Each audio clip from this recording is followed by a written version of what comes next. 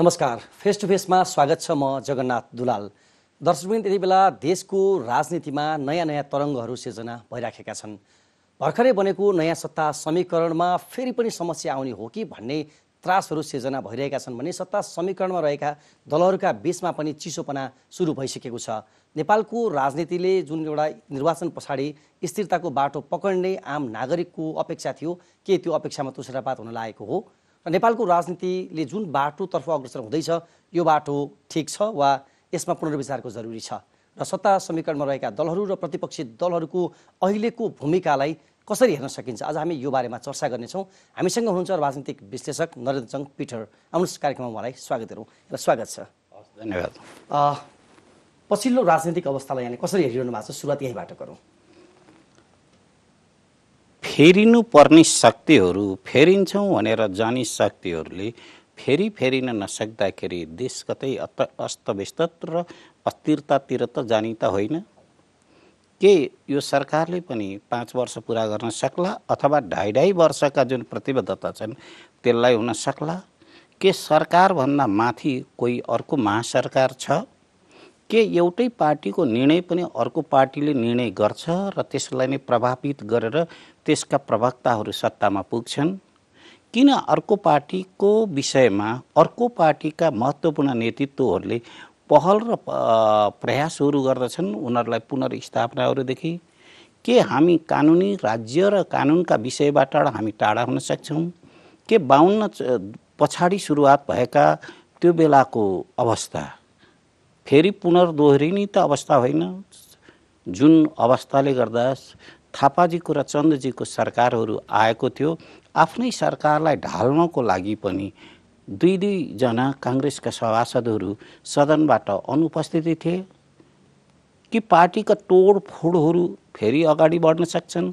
यी तमाम किसिमका प्रश्नहरू तपाईँ हाम्रा सामनेमा रहेका छन्। त्यसमा पनि 62-63 पछाडि जुन संविधान जारी गरियो, परिवर्तनका एउटा वाहक शक्तिहरूले नयाँ अभ्यासहरू गरे। त्यो शासन सत्ताको परिवर्तन मात्रै नभइकन, शासनको मात्रै सरकारको परिवर्तन मात्रै नभइकन सत्ताका चरित्रहरूमै फेरिएका थिए।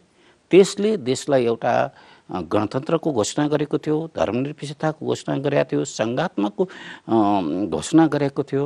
लोकतान्त्रिक अभ्यासका नयाँ हामी जान्छौँ र पुराना कमजोरीहरू दोहोऱ्याउँदैनौँ भन्ने किसिमको प्रतिबद्धता 12 बुँदे सहमतिमा पनि भएको थियो।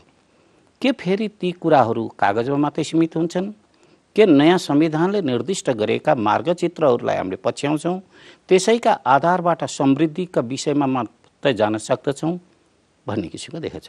अर्को पक्ष पार्टीहरू देख्दाखेरि अलग अलग जस्तो देखिन्छ, चाहे नयाँ शक्तिहरू या पुराना शक्तिहरू, नयाँ खेलाडीहरू देखिन्छ।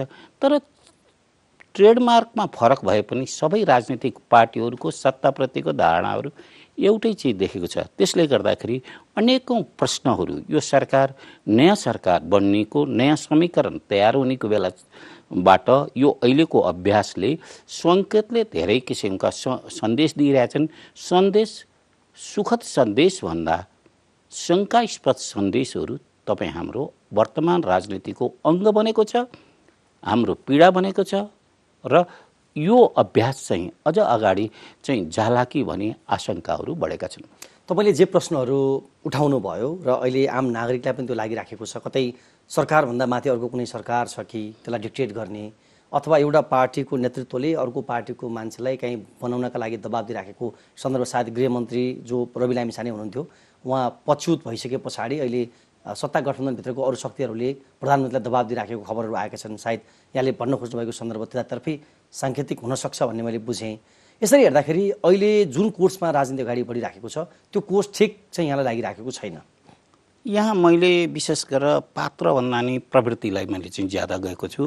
हो, निश्चित कुरा नयाँ उदयको शक्ति अब राष्ट्रिय स्वतन्त्र पार्टीले जसरी गृहमन्त्री प्रधानमन्त्रीको अवस्था भयो र त्यस्तै तरिकाले अहिले नयाँ निर्वाचनको रूपबाट जानुपर्ने अवस्था भयो। फेरि अर्को राजधानी केस उहाँमाथि चाहिँ क्वेसनहरू अगाडि बढिरहेछ। एकातर्फ भावनामा अगाडि बढ्ने चिज भएको छ। हामी सार्वभौम भन्दा नि हाम्रा चिन्तक धाराहरू, मिडियाहरू, राजनीतिक कर्मीहरू, हाम्रा प्राज्ञिक जमातहरू, बुद्धिजीवीहरू चाहिँ कहाँ भनेदेखि आग्रहले आफ्नो धारणा विकास गर्ने। नयाँ बन्न त नयाँ देखिनु पनि पर्यो नि त। नयाँ बन्नको लागि म नयाँ भनेर मात्रै त भएन। आवेगमा तपाईँलाई उत्तेजनामा ल्याउनलाई, लोकप्रिय धारणा राख्नलाई त धेरै सजिलो छ, तर त्यसैलाई नै लोकप्रिय बन्नको लागि त तपाईँ भूमिकामा देखिनु पर्ने हुन्छ, त्यो आचरणमा देखिनु पर्ने हुन्छ, संस्कृतिमा देखिनु पर्ने हुन्छ, राजनीतिक अभ्यासमा देखिनु पर्ने हुन्छ, तपाईँले नेतृत्व गर्ने संस्थाहरूमा देखिनुपर्छ जहाँ अनुशासनहरू पनि चिज हुन्छ। एउटा अहिले जुन निर्दिष्ट संविधानले 62-63 संविधानले निर्दिष्ट गर्यो, क्याबिनेट त्यस अनुसारको चलेको छैन। प्रधानमन्त्री नेतृत्व चाहिँ यो संसदीय व्यवस्था सबैभन्दा क्याप्टेन प्रधानमन्त्री हुन्छन्। प्रधानमन्त्रीलाई के व्यवस्था भयो जसले कि संविधानकै विरोधी, सङ्घात्मक विरोधी क्याबिनेटमा बहस चल्छन्। संविधानको निर्दिष्ट अवस्थाभन्दा बाहेक जुन यो गणतन्त्रको संविधान हो त्यसमा गणतन्त्रकै विरुद्धमा प्रश्नहरू उठ्छन् र त्यसलाई सहनु पर्ने प्रधानमन्त्रीलाई के व्यवस्था भयो? तपाईँलाई लाग्यो जस्तो अहिले प्रश्न आम नागरिकलाई पनि लागिराखेको छ, हामी सञ्चारकर्मीहरूले पनि यो प्रश्न बारम्बार सोधि नै राखेका छौँ। तपाईँलाई चाहिँ के लाग्छ? जस्तो राष्ट्रिय स्वतन्त्र पार्टीले प्रदेशमा उम्मेदवार उठाएन, ऊ प्रदेश संरचनाप्रति असन्तुष्ट देखिन्छ। राष्ट्रिय प्रजातन्त्र पार्टी जो अहिले सत्ताको घटक छ, ऊ देशमा फेरि हामी हिन्दू राष्ट्र ल्याउन चाहन्छौँ, राजा फर्काउन चाहन्छौँ भनेर भनिरहेको छ। यस्तो शक्तिलाई पनि बोक्न बाध्य हुनुपर्ने हाम्रो प्रधानमन्त्रीलाई त्यो बाध्यता आउनुको कारण चाहिँ के होला? हेर्नुहोस्, धर्म भनेको, विश्वास भनेको, संस्कृति भनेको व्यक्तिका आचरण र विश्वासहरूका धरातलमा हुन्छन्। त्यो राष्ट्रले नै त्यसलाई लिनुपर्छ भन्ने किसिमका केही जरुरीहरू हुँदैन।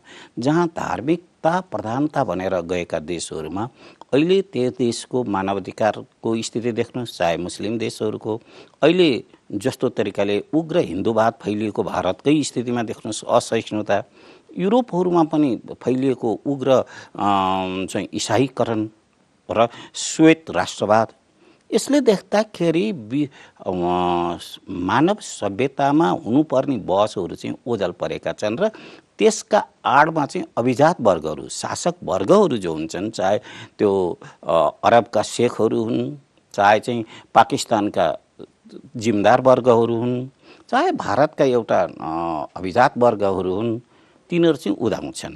व्यक्तिगत धर्म भनेको स्वतन्त्रताका कुराहरू हुन्। त्यसो हुँदाखेरि मलाई लाग्छ सडकमा लाग्ने किसिमका नाराहरू, बहस, बौद्धिक बहसमा आउन सक्ने चिजहरू अब क्याबिनेटमा ती चिजहरू जाने चिजहरू हुँदैन थियो। ती दुईटा अलग अलग पक्षहरू हुन्। त्यसका चरित्रहरू, आन्दोलनका चरित्रहरू, भूमिकाका चरित्रहरूमा फरकहरू हुन्छ।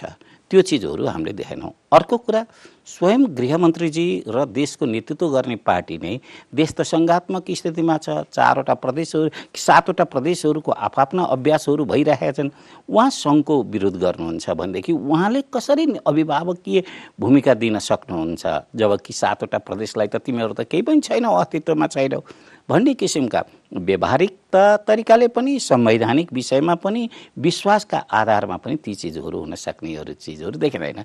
एक पुराना शक्तिहरूको असक्षमता, पुराना शक्तिहरूको राजनीतिमा विश्वासको राजनीति, सिद्धान्तको राजनीति, आचरणको राजनीतिलाई तोडेर जाँदाखेरि जुन क्लेप्टोक्रेसी राज्यमा विकास भयो, अब क्लेप्टोक्रेसी राज्य भनेको तपाईँको विभिन्न राजनीतिक पार्टी त हुन्छन्, त्यहाँ देख्दाखेरि भिन्न झन्डा पनि हुन्छन्, भिन्न अफिस पनि हुन्छन्, त्यहाँका सम्मानमा पनि जय नेपाल र लाल सलाम अभिवादन भन्ने शब्द पनि हुन्छ, तर पनि चरित्र हेर्दाखेरि उनीहरू सबै किसिमका भ्रष्ट चरित्रहरू पनि हुन्छन्। तपाईँलाई आज हेर्दाखेरि चाहिँ अहिले जुन संसदमा भएका दलहरू र त्यहाँ भएको विवाद पनि यहाँले भनिहाल्नुभयो, त्यसरी हेर्दाखेरि आजको दिनमा चाहिँ हिजो गणतन्त्र ल्याउनका लागि बन्दुक बोकेर सशस्त्र युद्ध गरेर आएको पुष्पकमल दाहाल नेतृत्वको पार्टी नेकपा माओवादी केन्द्र र अब होइन जनताले विदा गरिसकेको 238 वर्ष जसले शासन गर्यो देशमा, उसलाई चाहिँ नेपालको जनताहरूको आन्दोलनबाट विस्थापित गरेको शक्ति, फेरि एकचोटि म त्यो राजतन्त्रलाई बिउताउँछु भनेको शक्ति, पार्टीगत रूपमा हेर्दा यिनीहरूमा तात्विक भिन्नता देखिँदैन आजको दिनमा। देख्दाखेरि को के भन्दा नि उसको चरित्र के छ, उसको राजनीतिक चरित्र के छ, उसको सांस्कृतिक चरित्र के छ, आर्थिक चरित्र के छ, सर्भिसको डेलिभरी दिनको लागि ककसको के स्थिति छ, त्यो देख्दाखेरि निराशहरू देखिन्छ। चाहे प्रचण्ड नेतृत्वको माओवादी होस्, चाहे देउबाजीको नेतृत्वको काङ्ग्रेस होस्, चाहे एमाले नेतृत्वको ओलीजीको नेतृत्वको एमाले होस्, उनीहरूको राजनीतिक चरित्र, सांस्कृतिक चरित्रहरू एउटै छ, जसले गर्दाखेरि जनतामा एउटा ठुलो फ्रस्ट्रेसन भयो। अनि हामीले के नोट गर्नुपर्छ भने हरेक विद्रोह, क्रान्ति, परिवर्तन, आन्दोलन पछाडि आएका सत्तासँग, सरकारसँग, पार्टीसँग जनताको धेरै ठुलो अपेक्षा हुन्छ। तर भौतिक परिस्थिति त अत्यन्तै कमजोर हुन्छ, त्यसलाई डेलिभरी गर्न सक्ने साधन र स्रोतहरूको अभाव हुन्छ। अनि त्यसलाई कम्तीमा पनि अगाडि जान सक्दाखेरि त धेरै राम्रो हुन्थ्यो। जहाँसम्म माओवादीको विद्रोहबाट आएको माओवादीमा बुर्जुवा चरित्र पनि कायम हुन नसक्ने, कम्युनिस्टको चरित्र त छोडिदिनुहोस्, नेतृत्व पङ्क्तिमा, पार्टीको पङ्क्तिमा देख्दाखेरि त्यो बुर्जुवा चरित्र पनि जो स्खलन जुन तरिकाले देखिँदै गयो, त्यसले गर्दाखेरि आशा भने त्यो चाहिँ निराशामा मात्रै होइन, आक्रोशमा पनि फेरबदल भयो। त्यसैका आधारमा चाहिँ के भयो भनेदेखि ओहो, हामीले त विकल्प जो जसरी सोचिरहेका थियौँ यो विकल्प त दिन सकेन। त्यसो भने विकल्प के हुन्छ त भनेर एउटा एकदम महत्त्वाकांक्षी शक्तिहरूले नयाँ शक्तिहरूको खोजी गर्न थाले। नयाँ शक्तिको खोजीकै क्रममा तपाईँले देख्न सक्नुहुन्छ नयाँ पार्टीहरूको विकासहरू भयो। नयाँ पार्टीहरूको विकासमा उहाँले शपथ ग्रहणमै पनि राष्ट्रिय प्रजातन्त्र पार्टीको अध्यक्षले के भने कसैको एक थोपा रगत खानु पनि, के अरे भ्रष्टाचार गर्नु पनि आमाको रगत खाएको जस्तो तरिकाले त भन्नुभयो। तर उहाँकै पार्टीका जिम्मेवार मानिसहरूले पनि के कारणले चाहिँ अध्यक्षज्यूले यस्ता मन्त्रीहरूलाई दिनु पर्यो र यस्ता मानिसहरू जानुपर्नेको आधारहरू के थिए त, त्यो भनेको चिज चाहिँ भन्नु, गर्नु, देखिनु र बोल्नु बिचमा त एउटै त रह्यो भन्ने किसिमका सबै पार्टीहरूमा विकासहरू भए, जसले गर्दाखेरि यो अहिलेको समीकरण जो देखियो, यो समीकरण तपाईँलाई अचम्म लाग्ला। तपाईँहरू मिडिया पर्सनहरूले त विशेष अब शक्ति केन्द्रहरूलाई तपाईँहरूले चिन्नु भएको हुन्छ। यो अहिलेको समीकरण बनेको त 1 घन्टा पहिलासम्म समीकरणमा जोडिने पार्टीका अध्यक्षज्यूहरूलाई पनि थाहा थिएन। यो यहाँले एकदम गम्भीर विषय उठाउनु भयो। अहिलेसम्म पनि यो किन बन्यो, यो बन्नुको कारण के थियो र अहिले जुन तरिकाको यो बनेको 1 महिनामै जुन खालको चिसोपना सुरु भएको छ, यसले पनि यसको जोडाइ चाहिँ त्यति स्वाभाविक थिएन कि भनेर आशंका गर्नेलाई पनि बल पुगेको छ। खास कसले जोड्यो यो, यहाँलाई के लाग्छ? राष्ट्रिय अन्तर्राष्ट्रिय शक्तिहरूको भूमिका होइन। अब त्यसरी हाम्रो चाहिँ कस्तो समस्या छ भनेदेखि जे पनि कुरालाई हामीले बाहिरको शक्तिलाई दोष दिने र श्रेय दिने हामीहरूका बिचमा छ। एक त हामीहरूको गम्भीर अध्ययनको अभावहरू हुन्छ। मैले त देख्दछु यो प्रतिक्रियाबाट उब्जिएको एकता हो। हेर्नुहोस्, नेपाली काङ्ग्रेसमा जो 4 बजे जुन तरिकाले देउबाजीले माधवजीलाई जसरी फोन गर्नुभयो, त्यो बेलासम्म अर्को शक्तिको हस्ताक्षर भइसकेको थियो होइन। जो आफ्ना अडान र विश्वासका आधारहरू हुन सकेन नेपाली राजनीतिमा, एक दल र उसमा पुरानो गठबन्धन भत्किनुको पछाडि बोलिएका सम्झौताका साथमा जोडिन सकेनन् र चुनावसँगै शक्तिहरूका बिचमा अहङ्कार पैदा भयो र प्रतिक्रिया बदला लिनेको चिज भयो। जसले गर्दाखेरि यसले नयाँ चिजमा तपाईँले पुग्नुभन्दा नि धकेल्नु चाहिँ अभ्यास चाहिँ ज्यादा हो कि। विशेष गरी 3वटा पात्रको म चर्चा गर्न चाहन्छु। पहिलो पात्र शेरबहादुर देउवा, जो चुनाव पछाडि पहिलो दलको रूपमा उदायो नेपाली काङ्ग्रेस, र उसको चाहिँ त्योभन्दा पहिलाको एग्रिमेन्ट चुनाव पछाडि प्रधानमन्त्री पुष्पकमल दाहाललाई दिने भन्ने एउटा एग्रिमेन्ट थियो भन्ने कुरा आयो। त्यो नमानेका कारणले प्रचण्ड त्यहाँ छोडेर हिँड्नु भयो। तर प्रचण्डको कुरा गर्दा उहाँ चुनावमा जनताका जाँदा काङ्ग्रेस र हामी मिलेर सरकार बनाउने हो, हाम्रो गठबन्धनले नै तपाईँलाई विकास दिन्छ, समृद्धि दिन्छ भनेर उहाँ पनि भोट मागेर जितेर आउनुभयो। र अर्को खड्गप्रसाद ओली एमालेको अध्यक्ष, उहाँले एकातिर प्रचण्डसँग संवाद गर्नुभयो, अर्कोतिर शेरबहादुर देउवालाई के भन्नुभयो भन्ने आएको छ भने हामी प्रचण्डलाई कुनै पनि हातमा लिँदैनौँ, तपाईँहरू सिङ्गल सरकार चलाउनुहोस्, हामी समर्थन गरिदिन्छौँ बाहिर बसेर भन्नुभयो। अन्तिममा उहाँले पनि पुष्पकमल दाहालसँग अङ्कमाल गर्नुभयो। यसरी हेर्दाखेरि अहिलेको यो राजनीति परिस्थितिमा कसलाई बढी बेइमान भन्न मिल्छ, शेरबहादुर देउवा, पुष्पकमल दाहाल, केपी शर्मा ओली? म त्यसरी व्यक्तिमाथि चाहिँ नेताजीहरूमाथि सिधै तरिकाले श्रेय र विश्वासघातका चिज चाहिँ मैले राख्न चाहन्न। दोस्रो कुरा के छ भन्नुहुन्छ भने सम्बन्धको विकास कहाँबाट गर्ने? विश्वासबाट सुरुवात गर्ने कि आशंकाबाट सुरुवात गर्ने? त नेपालको नेतृत्वहरूको अथवा समाजकै पनि सम्बन्ध विकासमा चाहिँ पहिला विश्वासबाट नभइकन आशंकाबाट जाने र जसले कि जुन परिणामले पनि आफ्ना विरोधीलाई पछार्न बाध्यता हुन्छ त्यसलाई गर्ने चिज हुन्छ। अब पछाडिकै बेलामा सदनमा प्रतिपक्षविहीन सदन भयो हैन। सदन त भने त प्रतिपक्षको हो र सरकार भने बहुमतको हो। बहुमत किन बन्यो भन्ने किसिमका त्यसका आधारभूत नीति विधिहरू कसैले पनि अहिले पनि ल्याइसकेका छैन।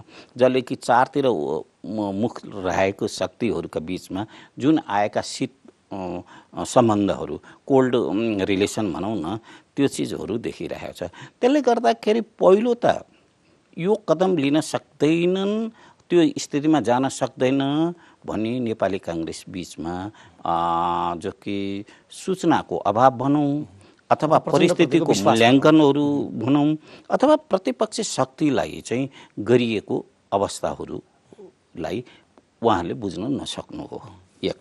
दोस्रो कुरा के छ भनेदेखि शक्तिको अहङ्कार यस्तो किसिमको हुन्छ जसले कि अर्को शक्तिलाई हेप्न चाहन्छ र यो समाजमा कोही पनि शक्ति हेपिन चाहँदैन। दुई, अब अहिलेको सरकारको निर्माता हेडक्वार्टर चाहिँ बालकोट हो। बालकोटलाई के छ भने कसै गरी पनि पुरानो गठबन्धनलाई भत्काउनु पर्ने थियो। पुरानो गठबन्धन भत्काउन नसक्दाखेरि उहाँहरूसँग संवैधानिक परिषददेखि लिएर गएर सम्पूर्ण चिजमा त ठाउँ त रहेको थियो, तर यही चिजले हुँदाखेरि सत्तामा जान सक्ने अवस्था थिएन। काङ्ग्रेसलाई सत्ताविहीन भएर बस्नै सक्दैन थियो। अहिले राजनैतिक पार्टीहरू सबै चाहिँ के भनेदेखि केन्द्र चाहिँ सिंहदरबारमै अन्तिम गन्तव्य हो, म्याराथन चाहिँ त्यहीँ हो भनिराखेको चिज छ। पुरानो गठबन्धन भत्काउनु र विरोधीहरूसँग चाहिँ बदला लिनु चाहिँ बालकोटको पनि आवश्यकता थियो। कसैले पनि विरोधीलाई सम्मान गरेर राजनीति गर्दैन र यो पनि प्रचण्डले एक दिन पहिलासम्म पनि बोलिरहेका यस्ता यस्ता चिजहरू जो छन् त्यसले गर्दाखेरि बालकोटसँग प्रचण्डको नजिक होला भन्ने कल्पनै थिएन एकातर्फ। एक त्यसो थियो भनेदेखि यहाँ काठमाडौँमा ज्यादै ठुलो अभ्यास त भइरहेको थियो। अर्कोतर्फ नयाँ अभ्यास चाहिँ महरा र शङ्कर पोखरेलले सुर्खेतको एउटा होटलको 216 नम्बरको कोठामा बसेर नयाँ रोड म्यापहरू तयार गर्दै थिए। अब त्यहाँ चाहिँ स्वयं उहाँको गृह जिल्लामा भएको त्यत्रो ठुलो कार्यक्रममा पनि पूर्णबाजी उपस्थिति नभएर काठमाडौँको खेलमा मात्रै रहनु भएको थियो। यहाँ यसरी पनि हुनसक्छ। संसार त यति सानो छ, अहिले इलेक्ट्रोनिक सम्बन्ध हुनसक्छ, यति मोबाइलहरू यति छन्, नयाँ नयाँ चिजहरू प्रविधिहरूका अभ्यासहरू छन् भन्ने किसिमका कुराहरू रहन सकेन। तेस्रो कुरा, प्रचण्ड हरदम हमेसा आशंका र शङ्काको बिचमा जान सक्ने, जति पनि अगाडि जान पनि सक्ने, जति पनि पछाडि पनि फर्किन सक्ने, मित्र पनि बनाउन सक्ने, विरोधी पनि तयार गर्न सक्ने उनको हिजोदेखिको अवस्था र विरोधीहरूको अन्तर्विरोध कहाँ छ, त्यो अन्तर्विरोधलाई कसरी खेल्न सकिन्छ र त्यो अन्तर्विरोधलाई आफ्नो हितमा प्रयोग गर्न सकिन्छ भन्दाखेरि युद्धदेखि यो शान्ति अभ्याससम्म उहाँको चिज थियो। त्यो हुँदाखेरि दुईटैको मनोविज्ञान बुझेको र दुईटैसँग रहेको विश्वासका साथमा अविश्वासका साथमा विश्वास गर्न सक्ने अवस्था थियो। अथवा यसले गर्दाखेरि सबै प्रतिक्रियामा रहन सक्थे, कोही पनि सिद्धान्तसँग जोडित थिएन त्यहाँ। किनभने ऐन पनि हामीले यहाँको मार्फत यहाँका गम्भीर दर्शकहरूलाई हामीले निवेदन कहाँ गऱ्यौँ भनेदेखि सिद्धान्तको राजनीति सुविधाको राजनीतिमा फेरिसकेपछि जेदै स्टेप चाल्नलाई पनि अनुमति दिन्छ वर्तमान राजनीतिले। मैले हिजो अस्ति पनि कुनै ठाउँमा बोलेँ, दुई जोड्दा राजनीतिमा कहिले कहिले 5 भइदिँदो रहेछ, कहिले कहिले 3 भइदिँदो रहेछ। यो स्थिति पनि यो गठबन्धन तयार हुँदाखेरि चाहिँ भयो र यसले चाहिँ के भने यसको रसायन, अब जोडन र तोडन भन्छौँ नि हामी, करिब 1 चम्मच कागतीको रसले एउटा कुँडेभरिको दुधलाई फट्याइदिन्छ, त्यही 1 चम्मच हिजोको पुरानो दहीले त्यही कुँडेभरिको पानीलाई दही बनाइदिन्छ। त्यो जोडन र तोडनका आधारहरू चाहिँ हामीहरूका बिचमा प्रतिक्रिया र आफैलाई केन्द्रित बनाउने शक्ति र त्यसमा पनि सिंहदरबारको प्रलोभन नै सबैभन्दा ज्यादा देख्छु। अहिले यो जोडन र तोडनको कुरा गरिरहँदाखेरि चाहिँ यो अलि छिटो भएन नेपालको राजनीतिमा? जस्तो सरकार बनेको 1 महिना हुँदा पनि अब यो सरकार के हुन्छ, सरकारमा रहेको दल कुन बाहिरिन्छ भनेर जुन यो अविश्वास र आशंकाहरू सिर्जना भएका छन् नि, यो अलि छिटो भयो जस्तो लाग्दैन? होइन, यसमा दुई कुरा रह्यो। एक कुरा बालकोटलाई समस्या के भयो भन्नुहुन्छ भने नेपाली काङ्ग्रेसले प्रचण्ड सरकारलाई दिएको विश्वासको मत आशंकाका आधार बने। एक।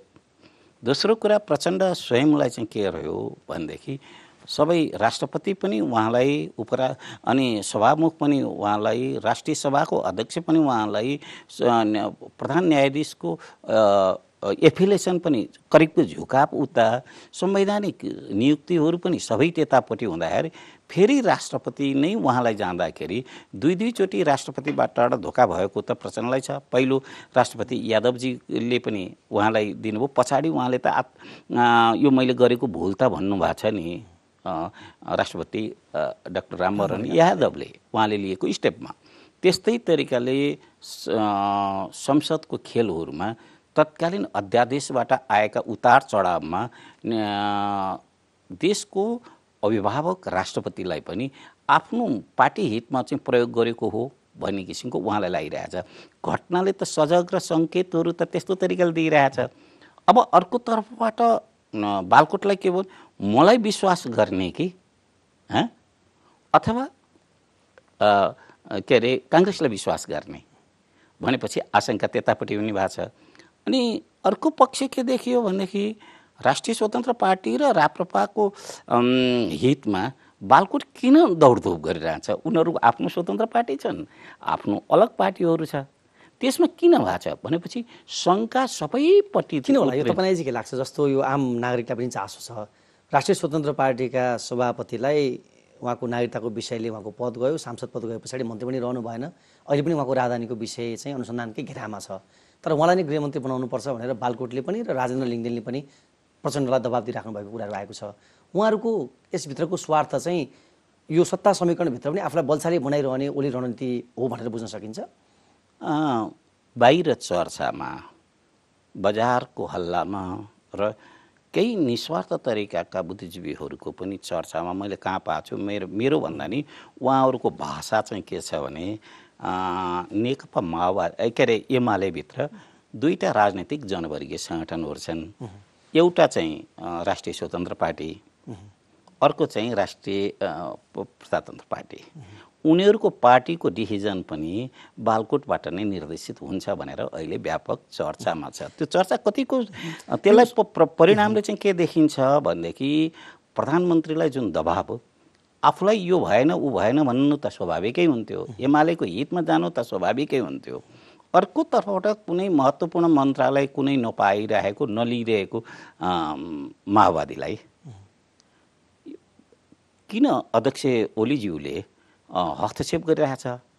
यो त गर्नुपर्ने होइन, आफ्नै विषयमा पो जानुपर्ने हो भनेर जान चाहिँ आवश्यकताहरू छ। फेरि उहाँहरूप्रति संविधानकै विषयमा पनि केही क्वेसनहरू आएको छ उहाँहरूको क्याबिनेटको भूमिकामा, सदनको भूमिकामा र यो चिजले आशंकाका लागि पूर्ण तरिकाले आधार बनाएको छ। र तपाईँका यी प्रश्नहरूमा पनि जो शङ्काको बिउ जो रोपिन्छ नि, त्यसपछि जब तपाईँलाई अविश्वासका धारणा बन्छन्, एक-एकवटा घटनाहरू, हिजोका घटनाहरू पनि तपाईँलाई बाहिर देखिन्छ। अहिले भन्नुहोस् न, तिनैजना नेतृत्वको रविजीका हिजोका ट्विटहरू अहिले सामाजिक सञ्जालमा छ्यास्ती भएका छन्। कुरा गरिहाल्नु, उहाँले चाहिँ म अभिमन्यु बन्दिनँ, म मौनता तोड्छु आज बेलुकासम्म भन्नुभएको थियो। अनि उहाँको अभिव्यक्तिलाई चाहिँ कसरी हेर्न सकिन्छ? अब किनभने उहाँ पनि एउटा चाहिँ संसदको महत्त्वपूर्ण एउटा पार्टीको नेता हो। आजको दिनमा नागरिकताको विषय नै सल्टाएर नेपालको नागरिक भइसक्नु भएको छ। उहाँले जे अभिव्यक्ति दिनुभएको छ त्यो अभिव्यक्तिलाई कसरी हेर्न सकिन्छ? मैले त के देख्दछु भने ठुलो रुखलाई धेरै लामो जरा हुन्छन्, त्यसलाई सिँचाइ आवश्यकता हुँदैन। साना रुखहरूको स्थिति के भने हलक्क बढेको त हुन्छ, जरा हुँदैनन्, त्यसलाई सिँचाइ आवश्यकता हुन्छ। पार्टी नबनिरहेको पार्टीलाई एउटा समस्या छ। राष्ट्रिय स्वतन्त्र पार्टी स्वयं आफैमा पार्टी बनिरहेको छैन। प्रतिक्रिया र को उपज पुराना स्थापित पार्टीहरूको माथि चाहिँ अविश्वासको प्रतिक्रिया चाहिँ उहाँहरूको लोकप्रिय मत हो। त्यसका अरू तर्कहरू कतिले के लाग्छन् म त्यतापट्टि जान चाहिरहेको छैन। त्यो हुँदाखेरि अहिले उहाँको हिजैकै पनि केन्द्रीय समितिको बैठक बस्यो, संसद र केन्द्रीय समितिको बैठकमा उहाँको इच्छाले मात्रै पार्टी चल्न सक्दैन भन्ने किसिमको सङ्केत त्यहीँका सांसदहरू, त्यहीँकै उहाँकै उपनेताहरू, संसदीय दलका उपनेताहरू, यी सबैले चिजहरूले देख्दाखेरि उहाँका यी भावनाले राजनीति चल्दैन भन्ने कुरा उहाँलाई लागेको हुनुपर्छ। यथार्थको सामना गर्नुपर्दछ।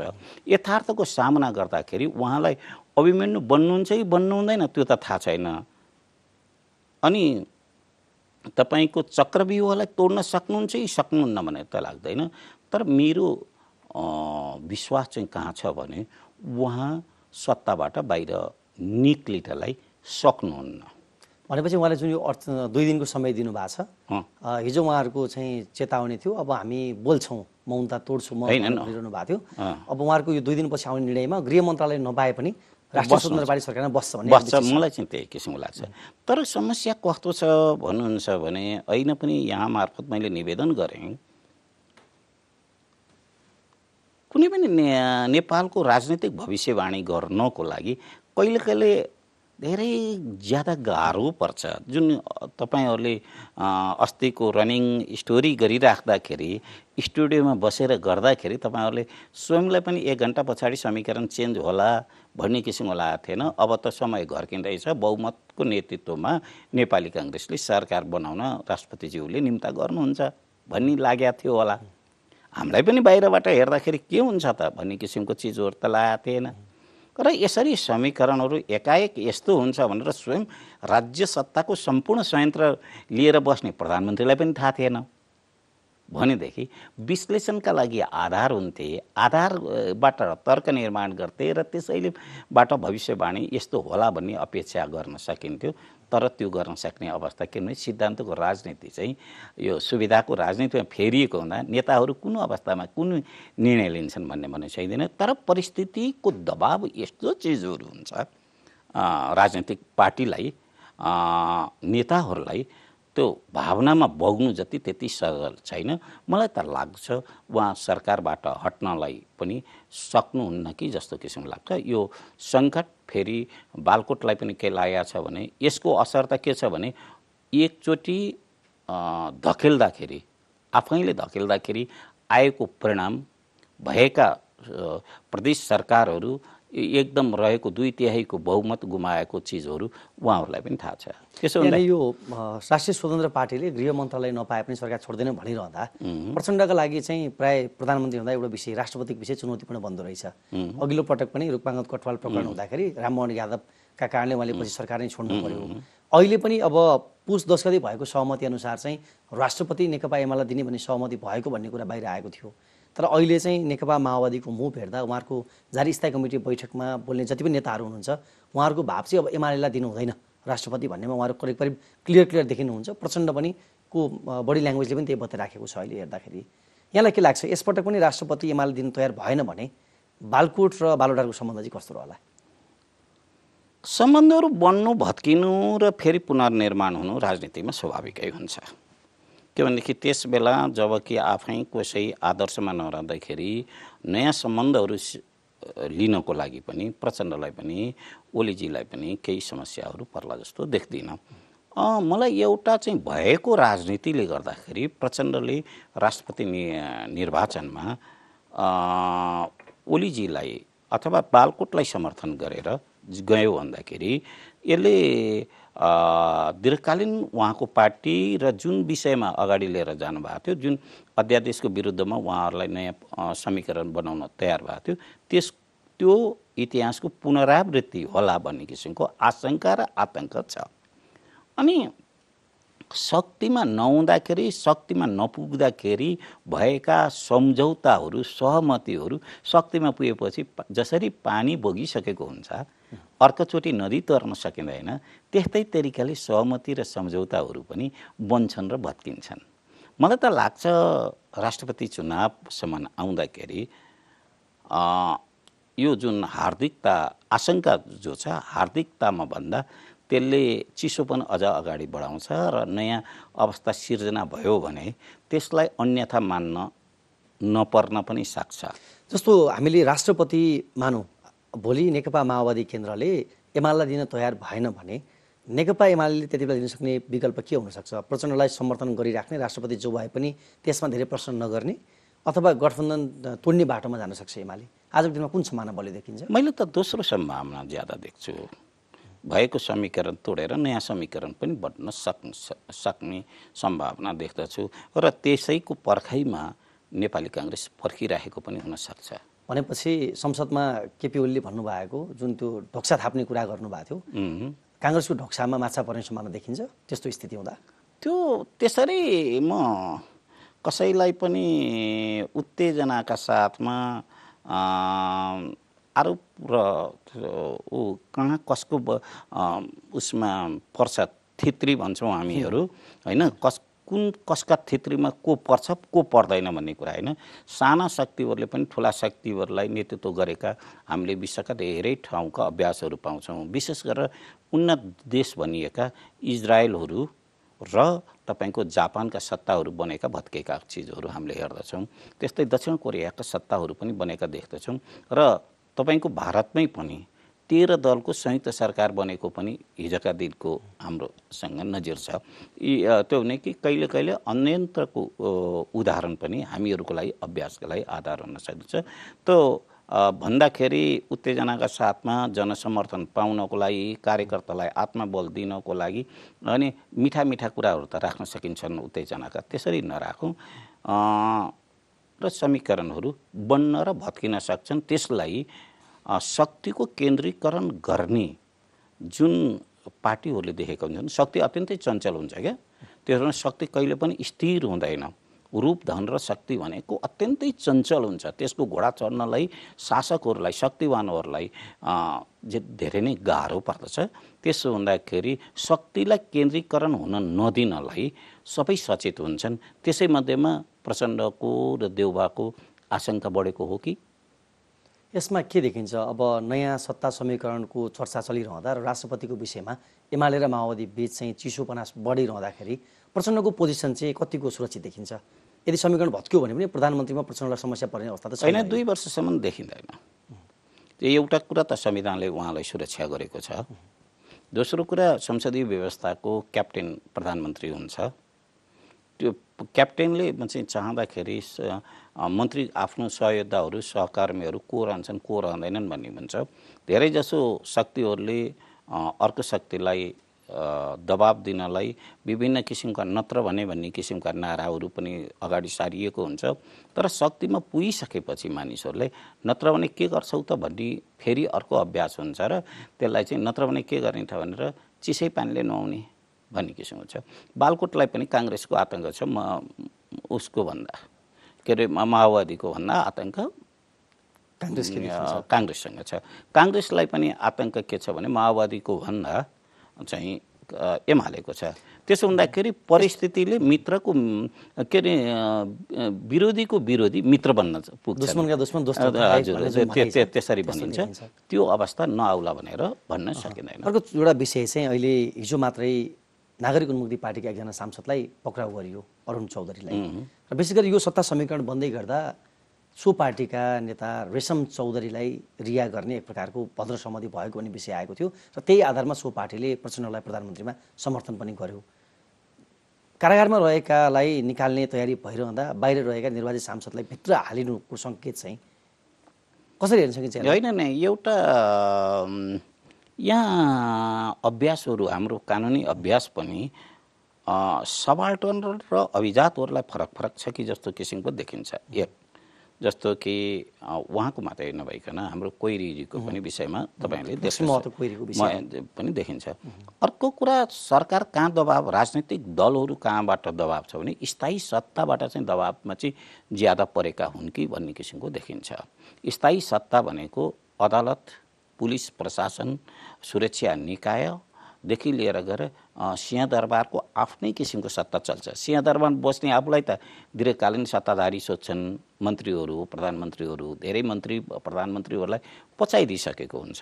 त्यहाँ हुँदाखेरि दुइटैको एउटै चिज देखिन्छ, चाहे कोइरीको केसमा होस् चाहे चाहिँ चौधरीको केसमा देखियोस्, त्यो चाहिँ पुलिसमाथि चाहिँ आक्रमण भएको तरिकाले देखिन्छ। त्यो भने पुलिसको प्रभाव चाहिँ र उनीहरूले राजनीतिक नेतृत्वलाई पनि आफ्ना तरिकाले लिएको र कानुन पनि दुईटा तरिकाले अभ्यास गराइराखेको त कतै होइन भन्ने किसिमको त्यो देखिराखेको छ, जसको आधारबाट यो समीकरणलाई पनि गाह्रो छ। यो चौधरीजीको गिरफ्तारी र एउटा कोइरीजीको खोज त्यसमा चाहिँ के छ भने सबाल्टनहरू, मधेसहरू र थारूहरूमा सरकारप्रतिको अविश्वास, सत्ताप्रतिको अविश्वास।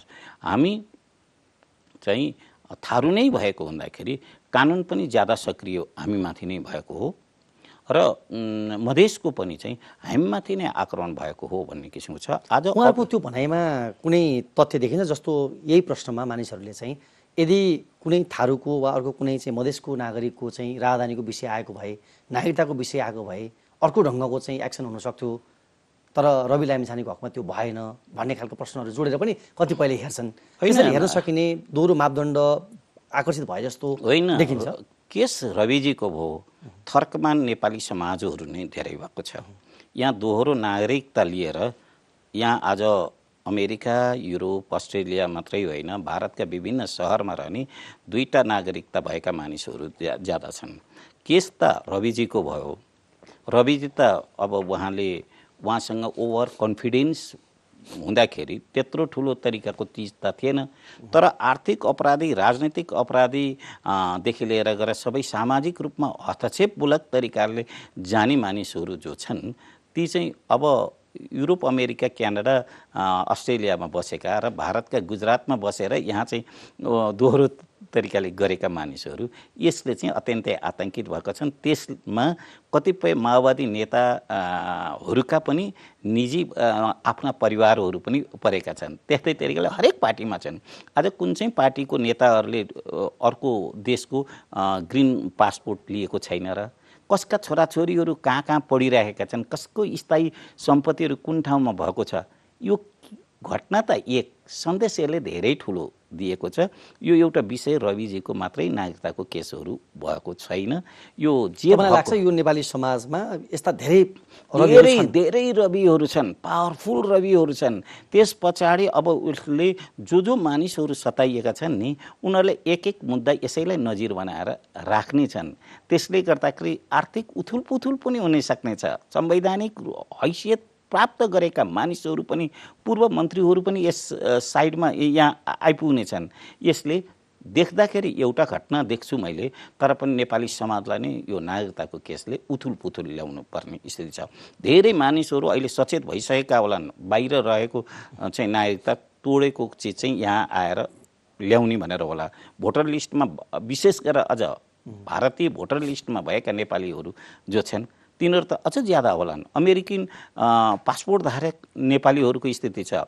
अहिले तपाईँले लोकप्रियता मत प्राप्त गर्नलाई केही चाहिँ ती एनआरएनहरूको पनि सबैभन्दा ठुलो भूमिका छ। देख्दाखेरि एउटा केसहरू देखिएको छ, तर यसले धेरै लामो र गम्भीर सन्देशहरू दिएको छ र त्यसको अभ्यासलाई यसलाई नजिरको रूपमा कायम गरिनेछ। तपाईँले भन्नुभएको जुन यो विषय छ, अब यो विषय चाहिँ तपाईँ हाम्रो नोटिसमा छ भने पक्कै पनि हाम्रो जुन यहाँले स्थायी सरकार हुने जसलाई सङ्केत गर्नुभयो उसको नोटिसमा त यो चिज त अगाडिदेखि नै छ नि, तर उसले अहिलेसम्म यो मौनता साध्नुको कारण चाहिँ के हो? सबैभन्दा ठुलो कुरा, देश स्थायी सत्ता र अल्पकालीन सत्तामा पुगेका मानिसहरू सबैभन्दा राष्ट्रियता, प्रजातन्त्र, लोकतन्त्र भन्ने किसिमका कस्मेटिक कुरा बनेका छन्। मूलत तरिकाले क्लेप्टोक्रेसीले ग्रसित अहिलेको राज्यतन्त्र गएको छ र राज्य सत्ताले धेरैलाई पचाइदिएको छ। सिंहदरबारले युगौँ युगदेखि धेरै मान्छेलाई पचाएको छ। अहिले पनि धेरै विद्रोही र आदर्शवादी लोकप्रियतावादीहरूको पनि त्यसै गरी पचाउने स्थिति छ र स्थायी सत्ताले देख्दाखेरि पनि ऊ स्वयं क्लेप्टोक्रेसीमा परेको हुँदा सबैभन्दा ठुलो कुरा न्यायालय भन्नुहोस्, चाहे पुलिस प्रशासन भन्नुहोस्, या त सेना भन्नुहोस्, या त मिडिया अनरहरू भन्नुहोस्, अथवा यिनीहरूमाथि सबैमाथि चाहिँ आरोप रहेको छ। जुन देशको सत्ता चरित्र नै भ्रष्टतन्त्र बनेको हुँदाखेरि मैले तपाईँलाई आरोप लगाउँदाखेरि म माथि तपाईँले आरोप लगाउनुहुन्छ भन्दाखेरि यिनीहरूको बिचमा अलग किसिमको सिन्डिकेट बनेको छ। त्यो मौनता पनि एउटा सिन्डिकेटको रूप भएको छ। त्यसैले गर्दाखेरि धेरै कुरा थाहा पाएर पनि स्थायी सत्ताले त्यसलाई बाहिर ल्याउन सकेको छैन। अब सबैभन्दा बलवान त समय नै हुँदो रहेछ। एउटा बेलाका क्रान्तिकारीहरू पनि एउटा ठाउँमा आएर सम्झौता गर्नु परेपछि उनीहरूको हातखुट्टा बाँधिएको पनि देखियो, आफूलाई रातारात बदलेको पनि देखियो होइन। र म भोलि बिहानै सत्तामा पुगेँ भनेदेखि कायापलट गर्छु भनेर उदाएका दलहरूको अनुहार पनि अहिले दृश्यमा आइराखेको अवस्था छ। यसरी हेर्दाखेरि चाहिँ देशको आगामी बाटो चाहिँ यहाँले कस्तो देख्नुहुन्छ? देख्नुहोस्, एउटा ठुलो गन्जागोलको अवस्था देखिँदैछ, अस्तव्यस्तता देख्दैछ, स्थिर सरकार देखिरहेको छैन। यसले गर्दाखेरि अब जुन केही मान्छेहरूले, म आत्महत्याको प्रशंसक होइन, आत्महत्यालाई निरुत्साहित गरिनु पर्दछ, सौन्दर्यकरण गरिनु हुँदैन। तर केही चाहिँ आत्महत्या चाहिँ गरिराखेका, जसलाई कि शारीरिक दाह जसले गर्दाखेरि केही कुराहरू छोडिरहेका छन्, त्यो प्रश्नबाट नेपाली समाजको मूल्याङ्कन गर्नुपर्ने आवश्यकताहरू छ। र कतै यो हाम्रो देश चाहिँ कस्तो छ भने, एउटा कुरा हाम्रा विश्लेषणमा छुटाउनु नहुने पाटो चाहिँ के छ भने, हामी वैश्विक रूपमा पनि क्षेत्रीय रूपमा पनि हामी अत्यन्तै भूसंवेदनशील अवस्थामा छौँ। सामरिक रूपमा मैले भन्न चाहेको, हाम्रा दुईटैतिर विश्वका एउटा ठुला शक्तिहरू, ठुला बजारहरू, ठुला अर्थतन्त्रहरू छन्। त्यसमा यो सानो देश बिचमा छ नि, यसमा पनि चाहेर वा नचाहेर हामीहरूलाई प्रभावहरू परिरहन्छ। त्यसले गर्दाखेरि हाम्रो स्थिर अस्थिरताहरू उनीहरूसँग पनि सरोकार राख्छ भनेदेखि हामी त झन् अझ प्रभावितहरू हुन्छौँ। मैले ती सबै चिजहरू देख्दा फेरि एउटा नयाँ आशाका साथमा जानुपर्छ, जसले कि आशाका साथमा नयाँ शक्तिहरूलाई मत दियो। तिनीहरू भएको छैन भन्ने कुरा त्यो आशावादीहरूलाई अहिले 1-1.5 महिना 2 महिना बिचमा पनि देखिसक्यो। जसरी माओवादीसँग जसरी निराश भएको छ, त्यस्तै तरिकाले नयाँ उदयमान शक्तिसँग पनि भएको छ। त्यसले गर्दाखेरि नयाँ शक्तिहरूको उदयहरू हुन्छ, राजनीतिमा नयाँ समीकरणहरू पैदा हुन्छ। त्यसले नयाँ आशाका साथमा फेरि राजनीतिक अदालतमा अथवा राजनीतिक परीक्षा केन्द्रमा उसले फेरि अर्को परीक्षा दिने एउटा नयाँ शक्तिहरूको उदय हुन्छ जस्तो लाग्छ। नेपाली समाजको एउटा चरित्र पनि अलि अस्थिर नै देखियो। जस्तो उसले कुनै एउटा व्यवस्था हुन्छ अनि त्यो व्यवस्थामा रहँदाखेरि चाहिँ नयाँ चिजहरूको खोजी चाँडो गरिराखेको अवस्था छ। हामीले हेऱ्यौँ भने 10 वर्ष युद्ध गरेर माओवादी आयो, माओवादीलाई 64मा राम्रै मत दिएर एउटा शक्तिको रूपमा जनताले स्थापित गरिदिए मतबाट। त्यस पछाडिको इलेक्सनमा राजतन्त्रलाई विदा गरेको पछाडि जुन 70को इलेक्सनमा फेरि काठमाडौँ जस्तो ठाउँबाटै तत्कालीन राजा ल्याउनुपर्छ भन्ने शक्ति समानुपातिकतर्फ पहिलो पार्टीको रूपमा आयो।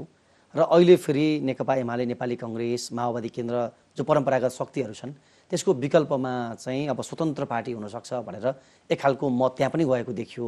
र त्यो एउटा पुरातन शक्तिको रूपमा हेरिने राष्ट्रिय प्रजातन्त्र पार्टीले पनि राम्रै शक्तिका साथ संसदमा उपस्थिति जनायो।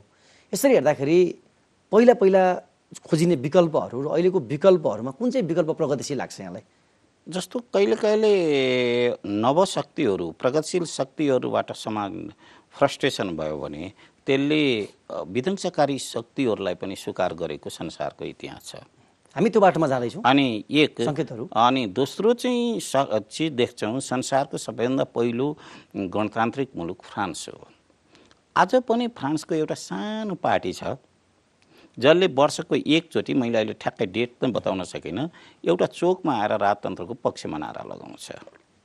हेर्नुहोस्, त्यसो हुँदाखेरि मलाई लाग्छ यदि प्रगतिशील शक्तिहरूले आफ्नोलाई पुनर्मूल्याङ्कन गरेर साँच्चै नै नेतृत्वलाई नयाँ तरिकाले लिएर जान सक्दैनन् भने पश्चगमन शक्ति पनि कुनै न कुनै रूपबाट आउन सक्दछन्, जो कि स्पष्ट तरिकाले अहिले देखिसकेका छन्। त्यो विभिन्न लोकप्रिय नारामा, भावनाका नारामा अरूको असक्षमतालाई आधार बनाएर आफू सक्षमताको दाबी गर्ने शक्तिहरू आइरहन्छन्।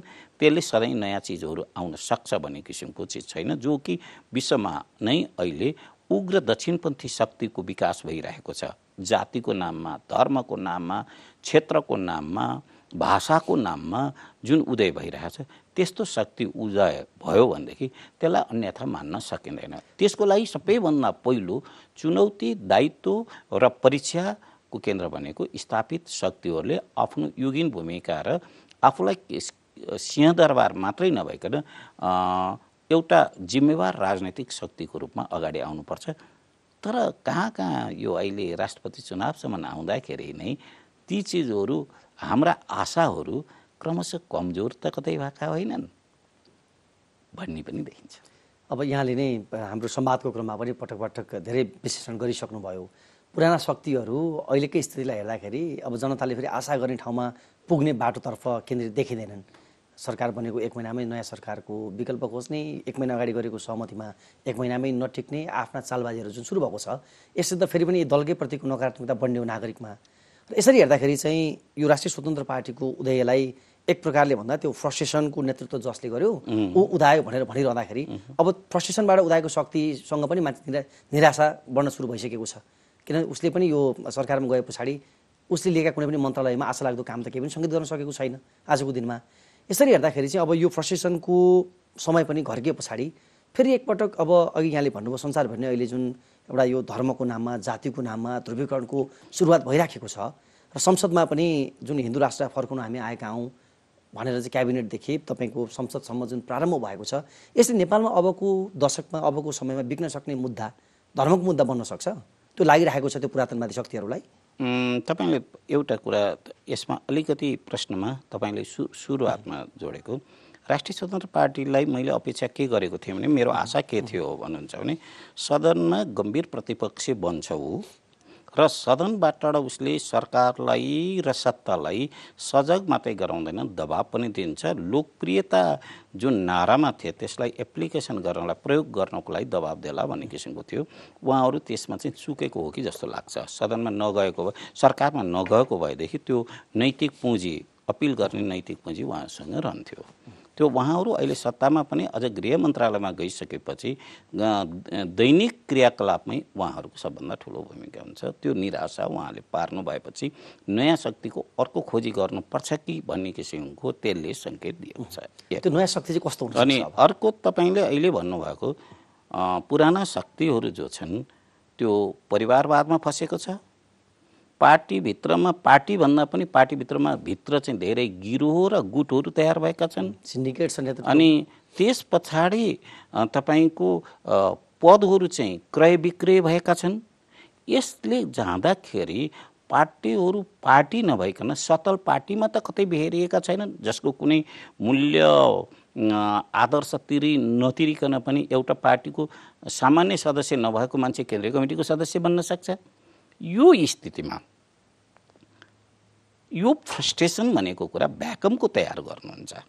भ्याकम भनेको खाली ठाउँ त केही पनि रहँदैन। त्यो खाली ठाउँलाई भर्नलाई हावाहुरी हुन्डरीहरू पनि आउँछ। भुमरी पर्या देख्छौँ नि हामीहरूले, त्यो त्यहाँ त खाली ठाउँलाई पुरा गर्नलाई आउँछ। त्यो खाली ठाउँलाई भुमरी प्रयोग गर्नको लागि आउने शक्ति चाहिँ के हो त? त्यो के सधैँ पोजिटिभ जान सक्छ? चुनावै माध्यमबाट हामीले कतिपय देशहरू विलिन भएका पनि हामीले देखेका छौँ। कतिपय राष्ट्रवादका नारा लगाउनेहरू पनि कुन बेला चाहिँ कहाँ चाहिँ गएर चिप्लेका छन् त्यो पनि हामीले देख्न सकेका छौँ। त्यसो हुँदाखेरि अहिले आउने जो सम्भावना जो छ अत्यन्तै संवेदनशील समयमा हामी छौँ। हाम्रो यो युग अहिलेको बेलामा धेरै अभ्यास गरेर, हाम्रो युग भन्नुहोस् न, यो 70 वर्षका बिचमा मैले नै देखेका क्रान्ति र प्रतिक्रान्ति, दमन, जेल, नेल, अभ्यास, अभिव्यक्तिहरू, आन्दोलनमा जोडिनेहरू बिचमा छ। र अर्को कुरा, सामाजिक संवेदना मरेको समयमा हामी बिचिरहेछौँ। आज हाम्रो समाज कहाँ चाहिँ छ भन्नुहुन्छ भने, आज तपाईँलाई चिमट्यो भने 7 दिनपछि अय्य भन्छ। आज चाहिँ मान्छे जस्तो कि काउकुती लगायो भने 3 दिन पछाडि हाँस्छ। त्यो त चाहिँ राजनीतिक रूपमा हुन्छ। आज एउटा ठुलो एउटा समूह तपाईँ हामीले देख्छौँ खुसी बेचेर सुख किन्नलाई विदेश भौतारिएको छ। यस्तै चिजले त राजनीतिलाई प्रभाव पार्छ नि त। मलाई लाग्छ यी सबैका निचोडमा के छ भने, अब आउने राजनीतिक कोर्सहरू यदि जिम्मेवार नेतृत्वहरू जसले कि लामो दिनसम्म राजनीतिक अभ्यास र नेतृत्व गरे, गौरवशाली पृष्ठभूमि पनि रह्यो, यदि गर्न सकेन भनेदेखि हामीले नचिताएका कुराहरू पनि हुन सक्छन्। र अर्को कुरा तपाईँ हामीले देख्न सक्छौँ, विश्वका धेरै राजनैतिक पार्टी, हिस्टोरिकल पार्टीहरू त्यो देशको अवस्थालाई चाहे प्रजातन्त्रको, स्वतन्त्र सेना, स्वतन्त्रता आन्दोलनको नेतृत्व गर्ने पार्टीहरू पनि अहिले इतिहासका पानामा थन्किएका पनि छन्। नेपालमा पनि त्यो सम्भावना छ होइन? प्रजा परिषद जसको कि पार्टीको त्यही पार्टीमा रहँदाखेरि 4-4 जना शहीद भएको, अहिले भर्खरै हामीले शहीद दिवस मनाएर आइरहेका छौँ। त्यो पार्टी अहिले कहीँ इतिहासको पानामा मात्रै छ। त्यो भन्दाखेरि जसले ऐतिहासिक भूमिका निर्वाह गर्न सक्दैन, ती इतिहासको पानामा जानुपर्ने हुन्छ र खलनायकी चिजहरू जानुपर्छ। त्यो कतै स्थापित पार्टीले त्यो नियति भोग्नु नपरोस्, हामीले कामना गर्नुपर्छ। हस्, समय दिनुभयो, आफ्नो महत्त्वपूर्ण धारणा राखिदिनुभयो। यहाँलाई यो समय र समाजका लागि धेरै धेरै धन्यवाद। हस् त, धन्यवाद। दर्शकवृन्द, आज हामीले नेपालको पछिल्लो राजनीतिक अवस्था, सत्ता समीकरणभित्र देखिएका उथल पुथल र देशको भावी दिनहरू, जब स्थापित दलहरूले आफ्नो योग्यता प्रस्तुत गर्न सक्दैनन्, त्यति बेला सिर्जना हुने शून्य अथवा भ्याकुममा जुनसुकै प्रकारको परिदृश्य पनि देखिन सक्छ भन्ने विश्लेषक नरेन्जङ पिटरको विश्लेषणसहित आजका लागि हाम्रो समय सकिएको छ। फेस टु फेसबाट हाम्रा अतिथि राजनीतिक विश्लेषक नरेन्जङ पिटरसहित मलाई पनि बिदा दिनुहोस्। नमस्ते।